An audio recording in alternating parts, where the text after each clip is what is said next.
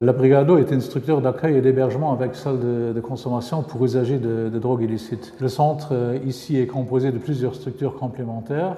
Il y a d'abord un centre de jour avec un centre d'accueil et d'accompagnement à la réduction de risques, un service médical avec l'infirmerie et un cabinet médical, un service d'accompagnement social et un asile de nuit.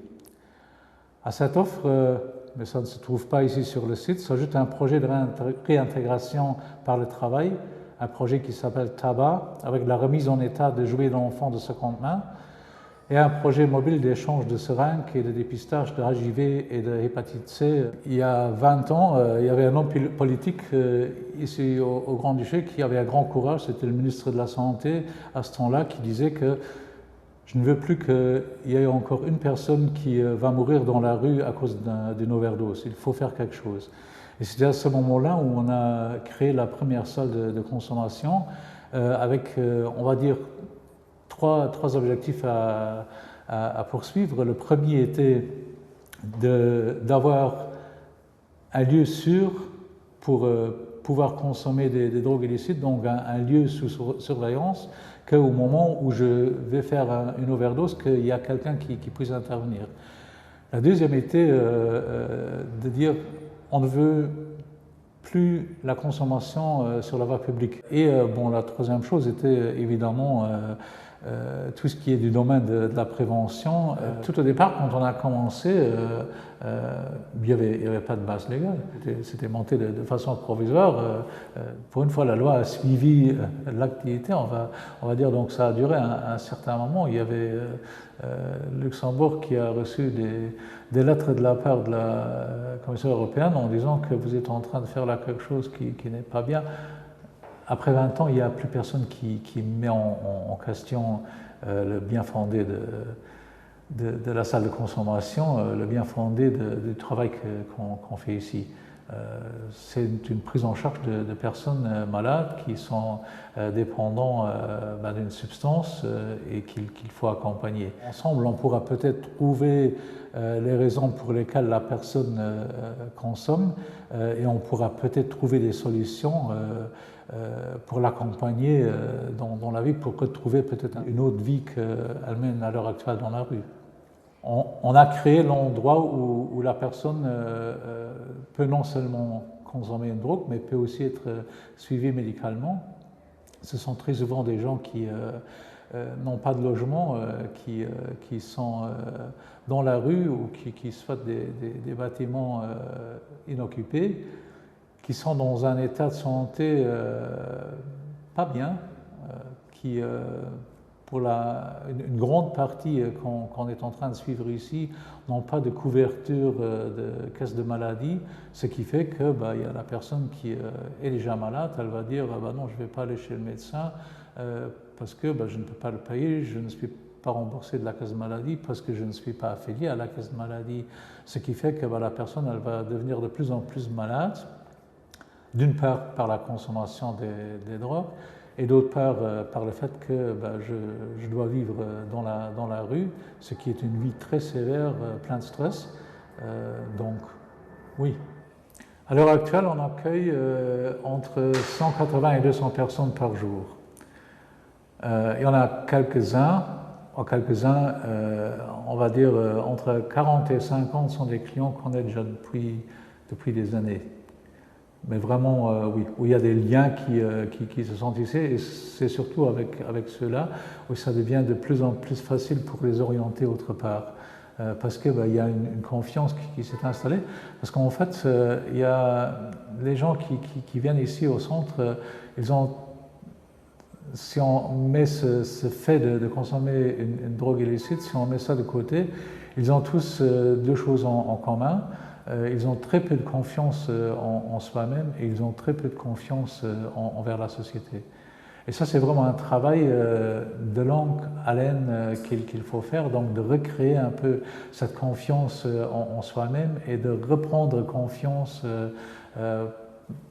par rapport à la société, de dire oui, il y a effectivement quelqu'un qui veut m'aider, ça ne marche presque jamais au premier coup, mais chez nous on dit toujours la personne a au moins droit à une bonne douzaine de chances, ou peut-être 15, ou salle où il faut 25, ce sera 25. C'est pour ça que toute l'offre qu'on fait ici est vraiment bas seuil. Tout simplement, le seuil de la porte est très bas pour entrer. Il n'y a que vraiment quelques petites règles à observer et la liste des personnes qui n'ont plus droit à rentrer dans le centre, elle est très modeste, elle est très, très limitée. Les impacts sur les consommateurs sont tous bénéfiques. On a depuis 20 ans aucune overdose mortelle ici dans le centre, bien qu'on a en moyenne entre une et demie overdose par mois dans la salle de consommation, mais il n'y a aucun qui est mortel parce qu'il y a des personnels qui surveillent et on peut intervenir et donc on peut dire que le client il peut consommer en sécurité. À part les drogues, parce que ça c'est le client qui doit les amener, tout le matériel stérile qu'il a besoin, on le met à disposition. Et finalement, les seringues que nous, on élimine de façon professionnelle ne vont pas se retrouver dans la rue. Pour vous donner une idée chiffrée, on échange quelques 400 000 seringues par année. Donc 400 000 seringues qui sont éliminées, qui ne se retrouvent pas sur la voie publique, qui sont éliminées de façon professionnelle. Je comprends parfaitement la peur des gens de dire si j'ai un tel centre chez moi, j'aurai aussi une population qui va être attirée par le centre. Mais si on est vraiment honnête, la population consommateur, elle est là, elle est dans les villes, il y a des gens qui consomment. À l'heure actuelle, dans des conditions qui ne sont pas bonnes, le centre ne va pas attirer plus de personnes que ceux qui étaient déjà là avant. La première prise en charge se fait ici, et se fait ici dans le quartier où on est, tout simplement parce que très souvent, je dirais presque toujours, ça se passe dans les capitales ou dans les grandes villes, et ça se passe très souvent à proximité de la gare. Il y a déjà des gens qui nous ont dit oui, on est bien content que vous êtes là, mais ce serait encore mieux si vous serez un peu plus éloigné, un peu plus loin du centre. Oui, ça, je comprends, je peux parfaitement comprendre, mais ça ne ferait aucun sens parce qu'il n'y aurait pas les clients qui vont suivre le centre. Ça se trouve trop loin de là où je peux acheter les drogues que je veux consommer. La salle de consommation, ça c'est vraiment l'aimant qui va attirer la personne à l'intérieur du centre. Et à partir du moment où elle est à l'intérieur du centre, parce qu'elle sait qu'elle peut consommer dans la salle de consommation en sécurité, elle se rend compte que en fait, le centre n'est pas que la simple salle de consommation, mais c'est aussi tout un accompagnement qui peut se faire. On a installé déjà depuis un certain temps des permanences des autres associations, mais ici au sein du centre. Ce qui fait que le consommateur qui va venir chez nous, il prend déjà connaissance de l'offre qui existe en dehors du centre. Et à partir du moment où elle est stabilisée ici, facilement on pourra dire maintenant ce serait le temps que tu t'orientes vers cette association-là et comme tu connais déjà tel et tel collègue qui est de façon régulière ici, donc le passage se fait beaucoup plus vite et aisément parce que il y a déjà aussi là un lien de confiance qui s'est créé entre-temps. L'offre ensuite, ça peut très bien être l'accompagnement au niveau du travail social. Très souvent, les gens n'ont plus de vie administrative parce qu'ils n'étaient déclarés nulle part. Donc, de faire là déjà les premières démarches, d'avoir tout simplement l'offre de pouvoir prendre une douche, d'aller aux toilettes. Pendant une journée dans la semaine, il y a un lieu qui est exclusivement réservé aux femmes.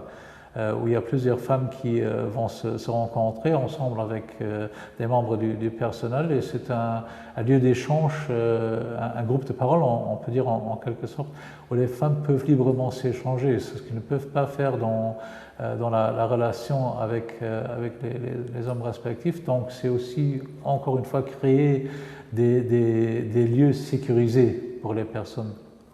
Tout ça dans l'idée de redonner confiance à la personne. L'asile de nuit qui se trouve ici dans le même bâtiment est là aussi une première possibilité de logement. Donc de dire à la personne, bah, écoute, au lieu de dormir dans la rue, je vous avais dit, c'est quelque chose de stressant parce que je ne sais jamais où je vais dormir en tant que femme. Je ne sais pas s'il n'y a pas quelqu'un qui va me violer. Je ne sais pas s'il y a quelqu'un qui va me voler encore les quelques petits biens que j'ai. Tandis qu'ici, bah, c'est encore une fois la même chose. C'est un endroit surveillé où il y a du personnel qui est sur place. Et c'est quelque chose qui peut servir à stabiliser, à retrouver une certaine stabilité dans sa vie. Mais à partir de minuit, c'est vraiment porte fermée, sauf pour la police s'il y a une urgence. Donc là, on peut encore ouvrir, un peu aussi pour rassurer aux gens qui sont là pour dormir qu'ils peuvent vraiment dormir. Il n'y a pas pendant toute la nuit un va-et-vient. Moi, j'opte plutôt que toute la partie qui est logement, qu'on l'éloigne du centre, qu'on reste ici avec un centre qui prend en charge médicalement la personne, tout simplement pour donner encore une motivation à la personne de s'éloigner de la scène. Si je dois m'éloigner du centre pour aller dormir quelque part, je reviens et je vois encore autre chose que la scène dans laquelle je vis presque. Pour moi, ce serait plus bénéfique.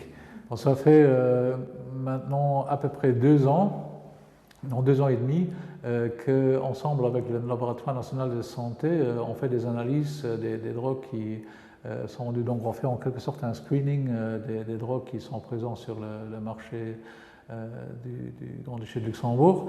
Pour nous, c'était surtout pour avoir une vue sur la qualité des drogues qui est vendue dans la rue. En fait, c'est ce qui est vendu, il y a très peu de drogue dedans. À l'heure actuelle, on est pour l'héroïne entre 16 et 18% d'héroïne qui est dans l'héroïne, et pour la cocaïne, on est à 30 ou 32%. Et en fait, tout ce qui est pris pour allonger la drogue avant qu'elle soit vendue, c'est ça ce qui rend malade les gens. Je ne suis pas pour la légalisation des drogues, mais je suis pour la décriminalisation des drogues. Et un passage pour la décriminalisation est en fait de substituer la drogue illicite, la drogue illégale, ce qui a l'avantage que si je peux substituer par des médicaments, ça est fourni par des laboratoires, j'ai toujours la même qualité et en plus ça se passe par des ordonnances médicales, donc il y a tout un suivi médical qui est derrière et j'ai pas besoin de m'acheter des drogues, donc j'ai toute cette partie criminalité qui est liée à la consommation qui n'est plus là. Donc ça aurait des avantages tant pour les consommateurs que pour la société. Mais c'est évident qu'à partir du moment où la personne est stabilisée parce qu'elle peut être substituée de ces drogues par un médicament, par prescription médicale, il faut par la suite aussi pouvoir assurer qu'on peut donner une suite. Et la suite est d'une part un chez-soi, donc la création de logements bas seuil, de logements abordables en nombre suffisant, et par la suite également la réintégration ou la resocialisation par le travail, et de donner une chance réelle à la personne de sortir de cette vie dans la rue, de cette course après la drogue. On fait quelque chose pour la protection des consommateurs, donc ils échappent à l'une ou l'autre possibilité pour mourir d'une overdose. Donc ça fait que les consommateurs deviennent de plus en plus âgés. Et là aussi, il faut se poser des questions par la suite, parce que tout simplement par le fait que la personne qui vit dans la rue a une vie qui est beaucoup plus stressante, on va retrouver des pathologies auprès des personnes âgées de 55-60 ans, qui sont des pathologies qu'on retrouve plutôt auprès des personnes âgées de 80 ou 85 ans. Ce n'est pas vraiment le public cible de nos maisons de soins. ni d'un autre pays européen. Donc il faut se faire des idées, qu'est-ce qu'on va faire dans 5 ans, dans 10 ans, avec des gens qui doivent être pris en charge au niveau des maisons de retraite, qui ne sont pas trop préparés à cette population. Mais c'est une question qui se pose, à mon avis, pour tous les pays européens.